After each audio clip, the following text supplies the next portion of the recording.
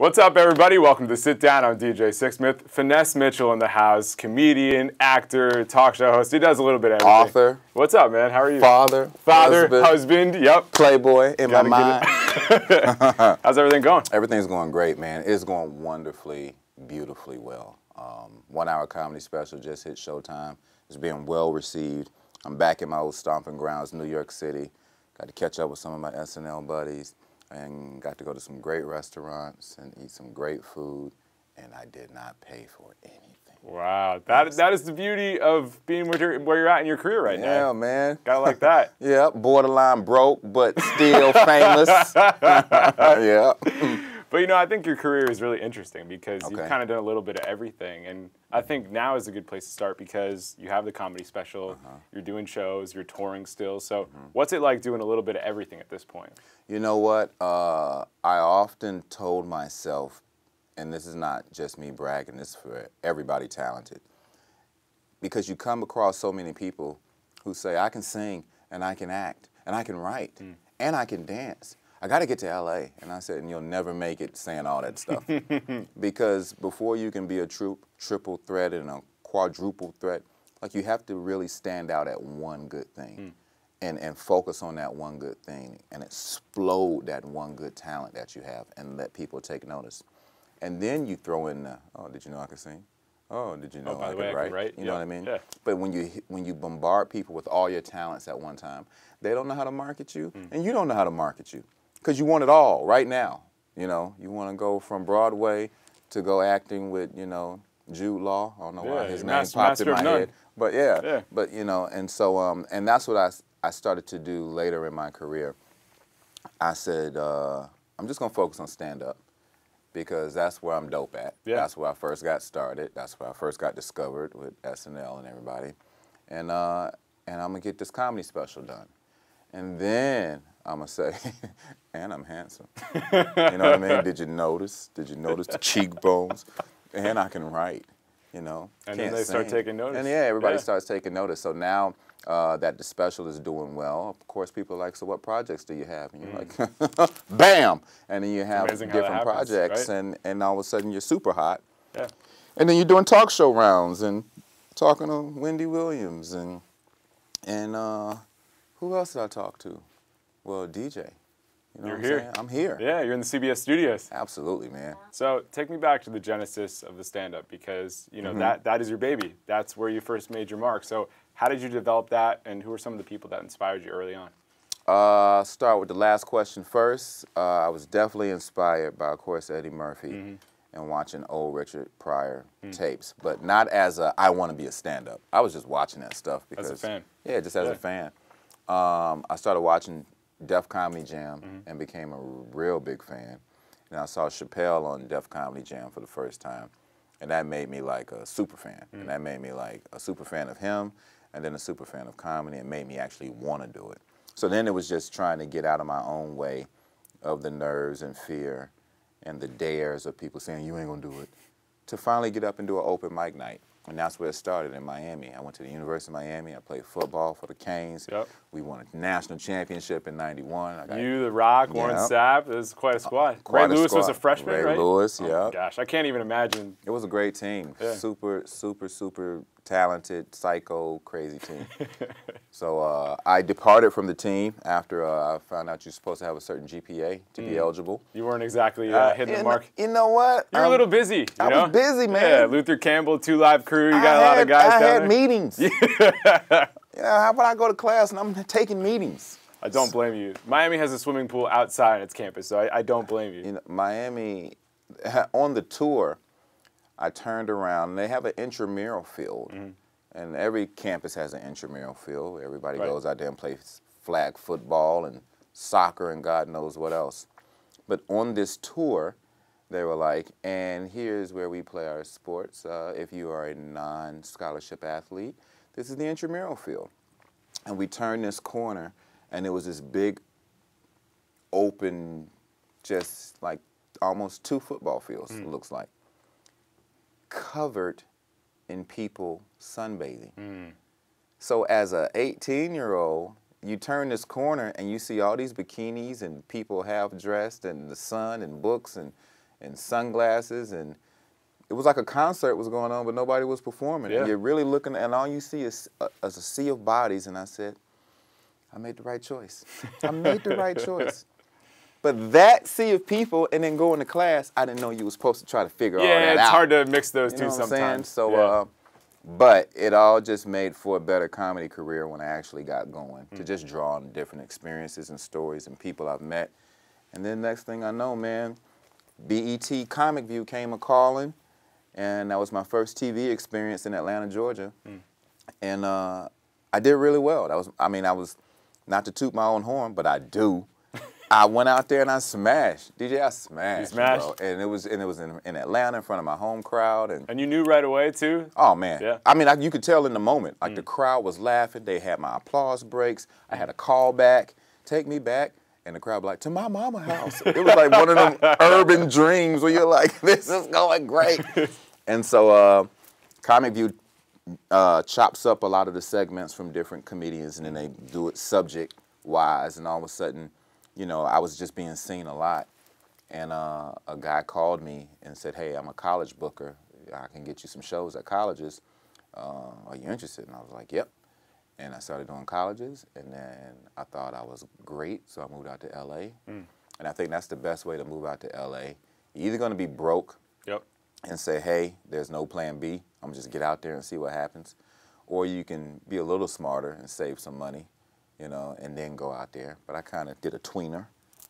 But I think that's good, because we were talking off camera. Like, some people just go to L.A. and think, I'm going to be an actor, I'm going to be a model, I'm going to be a comedian. You had done it in Miami, you had done it in Atlanta. You had the experience, you had the foundation. And even though you're in that in-between stage, at least you know, yes, I can do this, and I'm going to make some people laugh. I always tell people, don't go to L.A. if you are not funny yet.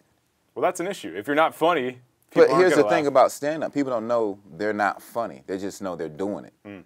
And when they get a laugh out of 6 minutes, they don't know that's not really good. They just know, like, that one joke worked. Yeah. You know, you're like, you need somebody to be real with you. And say, say, you know, you need somebody to get in your face and say, hey, man, you need to make that set tighter. You need to do this. You need to do that.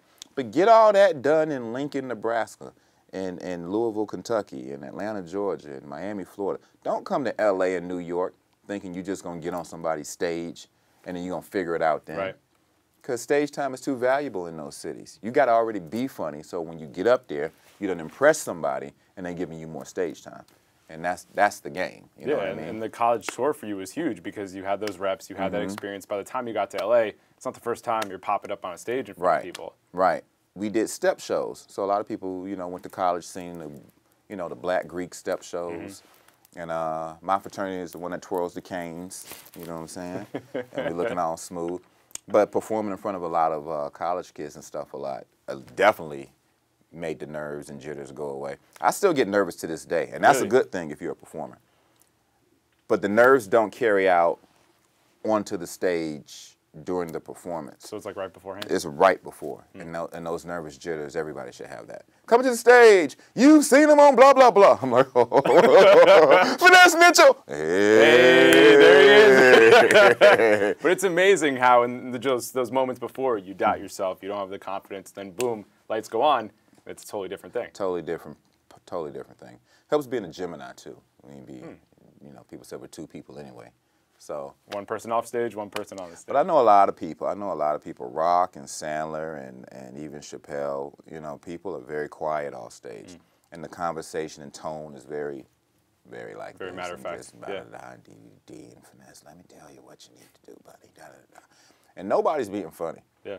And then it's sometimes when a group of people that come around that are not comedians, the charm just comes on, and the layups are so easy. Because people are like, oh my God, it's Finesse Mitchell. And you're like, oh my God, and they're already laughing. Right. You didn't even finish what you were about to say. Yeah, you already have that reputation. Yeah. You know, so you have those layups, but I'm sure at times it can be a challenge because, you know, you feel like you have to be on in some of these situations. Yeah, and I think comedians who've mastered that part of it, along with social media, you know, they are moving along very nicely in this business. Versus some of us who are actually introverts who, you know, you have a meeting and you're like, all right, well, I enjoyed it. Let's reconvene and see what we come up with. And then you know people are like, wasn't that funny? Was he interested? But did he like it? And then you call your agent and say, you know, hey, I loved it. Tell him, let's do it. Oh, Finesse loved it. Oh, I really couldn't tell because people really expect you to be like, hey, about to set myself on fire. Right. La, da, da, da, and you can't be like that all the time. I'm not like that. No. Man. So, but, you know, there is room for guys like me, and this has been a phenomenal year. It's been a phenomenal, like, 3 years, but each year is getting better. I have a lot more focus and a lot more dedication. It was easy. Once I got to Saturday Night Live and then came off of Saturday Night Live and then did this book deal and a book tour and started doing stand-up, I wasn't as pressed to be competitive. I wasn't as pressed to be like, I got to be the best comedian or I got to, you know, sell out arenas. And why do you think that was? Laziness and weed. I don't know. I don't know what it was, man. But I just think my focus was so spread out, and I was like most people in any type of competitive field. I'm watching everybody else be super successful, and being a fan of everybody else, and not really focusing on me the way I should in my career. And once I just got that back on track, you know, I was like, wait a minute, I am one of the funniest people in the game. I'm not the funniest, and I don't aspire to be the funniest. No, but you're unique and you're funny. Yeah, I'm very niche and unique and funny. Exactly. So before we get into more of that. And dramatic. And dramatic. You can do a little bit of everything. Are you going to shed a tea right here? I would. But, it's too early for that. It's too early. Yeah. It's too early. So you go out to Los Angeles. Take me back to those early days. What were the challenges? So you've done the college thing. You've done the BET thing. How are you starting to put the pieces together in order to get to SNL at that point? You ever find out you live in a bad neighborhood by watching a movie? That's probably a pretty jarring thing. That was my experience in LA. Just like, oh man, I got this great apartment. It's only $630 a month. Wow. I'm killing the game. 1,600 square feet. Only to find out your house is the same house in Training Day with Denzel Washington when they kick it in the door. And I'm like, wait, is that across the street? That is my neighborhood. So that probably burst the bubble a little bit. Yeah, it was like, wait a minute, you know, you do have affordable living, but you don't live off of Rodeo Drive. You live off of Rodeo, which is totally different. Totally different neighborhood. Yeah. Cross street is Martin Luther King. Martin can't never have a good neighborhood if cross street is Martin Luther King. Facts. So, but it did make me, you know, go to Melrose and go to Sunset Boulevard, to the Laugh Factory and to the Improv what the other part of LA was and like. the Comedy Store. Yeah. Because not only are you rolling through Beverly Hills and, you know, West Hollywood and all these nice areas, but you just see people doing so well out there. It's sort of like New York. You know when you see rich people in New York. Yes, you know, definitely. They walk different. They bump into you differently. Their clothes are a little different. Clothes are a little different. Yep. And LA is just, you know, the cars. Yeah, it's New York on steroids. With some of that man, stuff, it's just, and it's great weather. So people are like, you know, really snazzy. You know, you don't have to have a coat on covering everything up. And a lot of people do the gym and do the juicing and do the CrossFit. Right, the whole lifestyle, yeah. It's a lifestyle. And it's an appealing thing for somebody in his 20s that's just moved to LA, but you're in a different section of LA, a different point in your career, but you're aspiring for something like that. But when you see that stuff, you're like, I got to be this person's friend. I got to be that person's friend. I bet his house has a pool. You know, it's all this type of stuff that you're thinking about. Nature. Yeah, like, let me be friends with this guy. So, yeah, man, just going through all that and then getting to a point where you can get a manager and or agent. And they just don't come out of the woodwork. People come out there with headshots and resumes, and they're like, oh, I need an agent. I need a manager. But the truth is, you got to book something. Yeah. And you really got to book something without them. And then they're coming. And then they'll come and say, hey, do you have representation? Right. And it happens like that for probably 80% of the people. You know what I mean? Yeah. And when it doesn't happen that way, it's because you've been out here in New York at Juilliard or somewhere, and they've been keeping tabs on who the hot people are in each class, almost like football players. And agents come in and be like, oh, I'm going to go see this play from the blah, blah, blah. Right, but if you're not at that school or in that built-in group, you got to do a little bit more legwork on your own. Absolutely. And so for me, it was just booking SNL. I got SNL. Tracy Morgan was leaving SNL. Right. Dean Edwards had left SNL. They had a big void as far as a black dude. And they did the nationwide search. And next thing I know, me, Kenan Thompson, and J.B. Smoove, he went in as a writer. We got chosen to be a part of SNL. A great time. What do you remember about the audition? Grueling. But I remember that just being naive a little bit is also sometimes a good thing. I didn't do a lot of impersonations. So my bit was just, I was doing my stand-up. And I had this bit at the time about the movie Crouching Tiger, Hidden Dragon, a karate movie, but how nobody at the Magic Johnson Theater down on Crenshaw in my neighborhood knew that the movie had subtitles. So we all crammed in there and found out we had to read for 2.5 hours. We was pissed. So I did this whole bit about black folks in the movie theater, because, you know, they're the typical stereotypes of us talking at the screen and yelling in scary movies. But I just reenacted this whole thing doing a karate movie. And it was hysterical. This is where I developed the character Starkeisha. That was one of my main characters on SNL.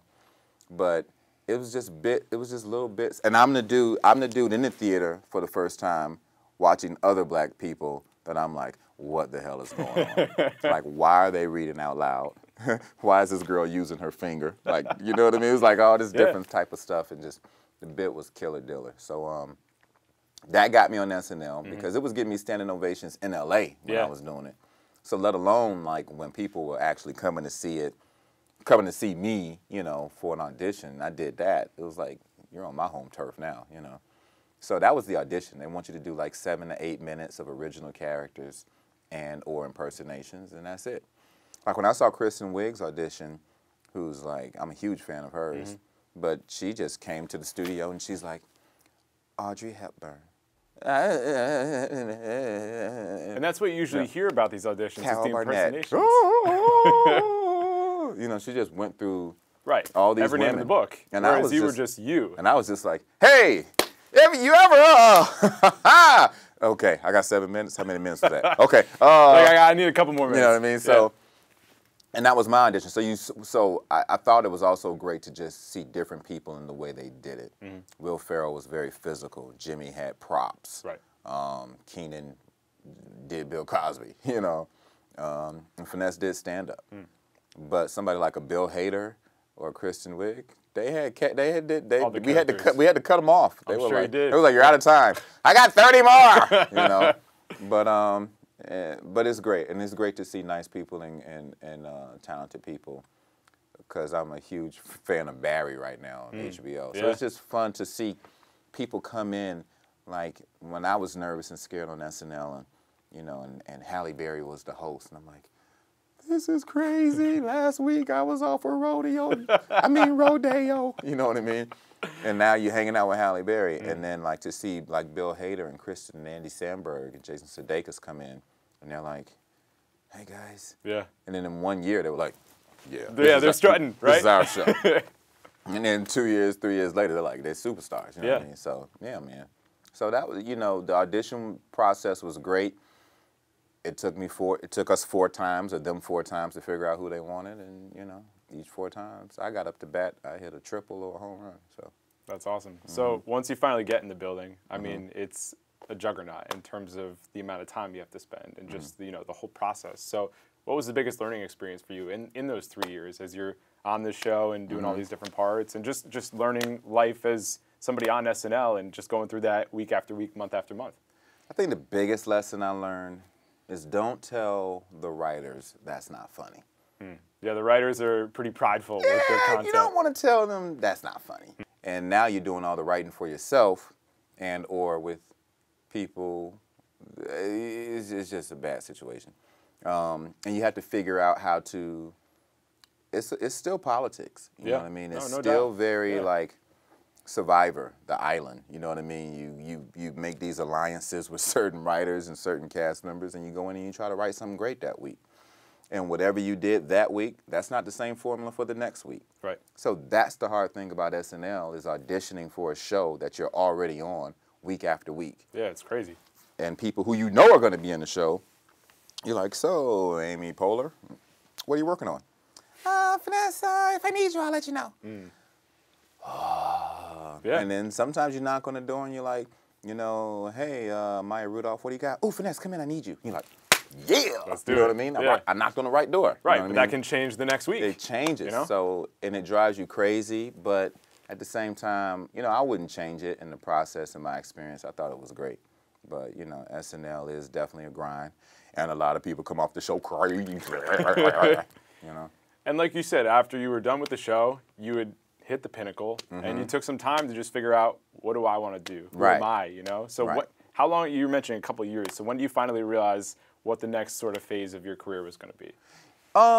When Wells Fargo put that notice on my house on the front door, that's probably a good sign. How long after was that? You know what? That was like maybe 4 years after.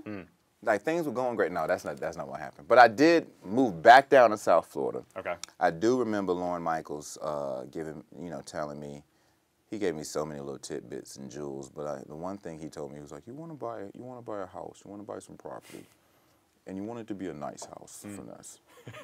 Because the world is not a nice place sometimes, and you're gonna get beat up.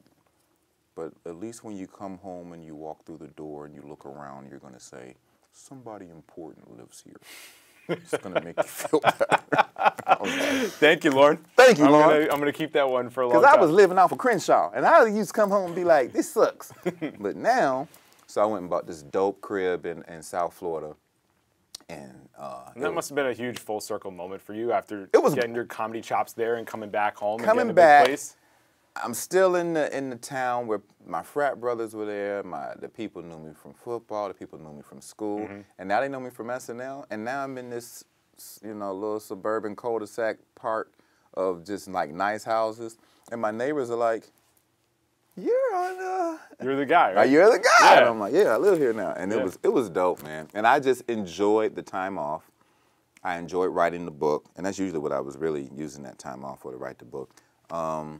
I enjoyed dating, and then met someone, and did the whole domestic thing, and had 2 Yorkies and a Rottweiler and a cat. I don't even know where the cat came from. We just had a cat. Dr. Doolittle, just bringing them all in. And next thing I know, man, I'm doing the home life. And I'm watching social media hit the scene. So this is like 2008, 2009? I'm watching it. And they had already told us it was coming. They were coming to SNL and giving us meetings about Twitter and all this different, everything that was popping, that was going to pop off in the next 5 years. They came to SNL, and it was almost like it was like a group meeting, and we're sitting there. And they're like, yeah, and then you tell people where you're going to do and where you're going to go, and you have 140 characters to do it, and it's going to be great, and you're going to build up your followers. And we sitting there like, Yeah. You know what I mean? No, but at least you had some semblance of an idea, so you're watching it, and then how has social media impacted you these last couple of years? These last couple of years, I've taken it a little bit more seriously, and I try to post at least 1 or 2 things a day versus my friends who post 1 or 2 things an hour. Yeah, that's too much. You know what I mean? Yeah. And they're winning on the numbers side because of the consistency. I understand the game, but I'm just also not the dude that's like, and now I got a family. I just can't be in my phone the whole time. No, it's too much. Yeah. And you got to get sleep sometime, and you got to do, so I can't do all that stuff. But I definitely like it, and I am tweeting at Finesse Mitchell. I'm on Instagram at Finesse Mitchell. And hashtag the spirit told me to tell you, because I want it to trend. And I don't even know what that means. Well, let's talk about the comedy special, because we were talking off camera about the pitch to Netflix. Doesn't work out, but you had those relationships with Showtime, and I think it's great because Showtime is just focused on you, whereas Netflix, you're one of 20. And listen, the payday is amazing. One of 200. One of 200, right? Yeah. But how did the whole Showtime thing come about, and why has that been good for you? I booked a show called Roadies, and Cameron Crowe was the director-writer. J.J. Abrams was the producer. Good guy to be with. Winning team. Winning team. And lo and behold, after 1 year, it got canceled. I'm like, who cancels J.J. Abrams? Nobody's safe. So anyway, but I had told Showtime then that I wanted to do a comedy special. And they were like, okay, well, when you're ready, let us know. I was like, all right, cool. In the meantime, I had done the Shaq All-Star Comedy Jam because Shaquille O'Neal was touring around with Urban Comics, and that was on Showtime. And then I had done, I did the Rob Gronkowski Unsportsmanlike Comedy Jam, the white version of Shaq All-Star Comedy Jam, and that was on Showtime. And a lot of the comedy people then, at that particular taping, was like, hey, let us know when you got that special. That was an amazing set, Finesse. Let us know when you get the special. I was like, all right, cool. So I went out and said, Finesse, do the work. Just do the work. Yeah. So I went out and I shot my hour, and then I went and I presented it to Showtime. And I told them that, you know, I have a meeting with them before I could finish. They were like, what? Well, wait, let us check it out. And then they came back, a guy named Brian Volkweiss with Comedy Dynamics, who does all the specials. He does like 90% of the specials. You know, made a deal with me to, you know, produce my special. And he made it look beautiful. If you watch my special, The Spirit Told Me to Tell You, on Showtime, streaming on demand right now. It looks beautiful. It looks great. And then the jokes are there. And then I look good. So it's the trifecta, man. You enjoy it, you enjoy who you're watching, and then you're enjoying the look of it. And you're laughing. Yeah. And so that's how the special came to be, and it's being well received, and here we are now. And you're touring around the country as well. Touring around the country. What's the coolest part about still doing the touring and just having the immediacy of when a joke hits? You know, what's the coolest part of that experience? That you wearing a dope leather jacket. You know what I'm saying? People are laughing, and you got your Eddie Murphy Paisleys going on with the leather pants and the little glove with the ring on top of the... You remember that? You remember Raw? You remember Raw? Woo, woo, woo, woo, pull over. You know what I'm saying? That was a classic special. You remember Delirious? All-timer. Goonie Goo Goo. So, you know what I mean? But yeah, there's no other feeling. I think you feel like a true rock star with stand-up comedy. I was just telling this, and I don't know who I was talking to. I was talking to Jamie Presley. Okay. And Jamie Presley and I are developing a talk show right now. Nice. And it's really close. We're on like the... Daytime? Daytime. Okay. We're on the 10-yard line. It's really close. And, but she was like, what do you love most about stand-up comedy? I said, there's no band. There is no Michelle and Kelly Rowland. I am Beyonce. It's all you. It's all the single ladies. It's all on you. Yeah. All me, all the time. Yeah. And you know what?